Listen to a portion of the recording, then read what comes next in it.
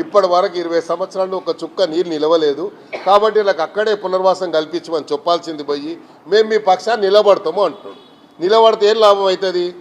ప్రభుత్వం మొండికి వచ్చి గులగొడితే ప్రభుత్వానికి అడ్డంగా నిలబడతాడా హరీష్ రావు? వచ్చి చేస్తాడా చెప్పండి మీరు? దీనివల్ల లాభం ఈయన ఏం చెప్తాడు? ఈటీల రాజేందర్ ఆయనకైతే అలవాటే, ఏడబోతే అలా కూర్చుంటాడు. ఆయన కూర్చొని ప్రభుత్వాన్ని ఎక్కడ బదలాం అవసరం ఉంటే అలా చేయాలని.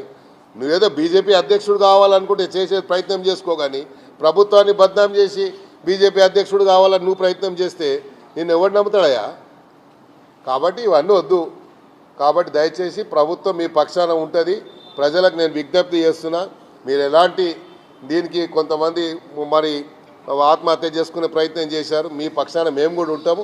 ప్రజల పక్షాన ప్రజల దయ వల్ల 6 సార్లు మేము ఎమ్మెల్యేగా గెలిచాము హైదరాబాద్ సిటీలో. ప్రజల పక్షాన ఉన్నాం కాబట్టి మీ ఆవేదనని మేము ఆల్రెడీ ముఖ్యమంత్రి గారి దృష్టికి తీసుకెళ్ళాం. మేము ప్రయత్నం చేస్తాము. ఎక్కడైతే ఇండ్లు గులగొట్టారో ఆ గుడిసెలు ఏవైతే ఉన్నాయో అక్కడ 20 సంవత్సరాల నుంచి ఎలాంటి మరి నీరు నిల్వ లేదు కాబట్టి అవన్నీ కూడా అక్కడ మళ్ళీ పునర్వాసం అక్కడే కల్పించడానికి నా వంతు ప్రయత్నంగా నేను నా మానవ ప్రయత్నం తప్పకుండా శక్తి వంచన లేకుండా కృషి చేస్తాను. నేను అదే చెప్పాను. మీరు అధికారంలో ఉన్నప్పుడేమో ఇదే కేటీఆర్ గారు చెప్పారు, కేసీఆర్ గారు చెప్పారు, అందరు చెప్పారు. మీరు కూడా నిర్దాక్షిణ్యంగా గులగొట్టారు. అప్పుడు మీరు కూడా చేశారు. అప్పుడు రేవంత్ రెడ్డి గారు వ్యతిరేకిస్తే మీరు రేవంత్ రెడ్డి గారి మీద అప్పుడు చల్లాల్సిన బురదంతా చల్లారు. మళ్ళీ ఇప్పుడు ఏం చెప్తున్నారు?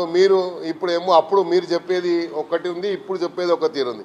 మీ వర్షన్ ఎప్పటికప్పుడు మారుతూ ఉంటుంది. ఊసర్వల్లిలాగా ఎప్పుడప్పుడు మారుతూ ఉంటుంది. కాబట్టి మేము వాళ్ళని ఏం అనదలుచుకోలేదు. హరీష్ రావు అంటే చాలా గౌరవం ఉంది నాకు. తప్పకుండా మీరు మూసీ నది మీద మీరు ఐడెంటిఫై చేసింది 12,000 ఇండ్లు సోషో ఎకనామిక్ సర్వే చేసి మళ్ళీ రేవంత్ రెడ్డి గారు దాని మీద పూర్తిగా స్టడీ రిపోర్ట్ తెప్పించుకొని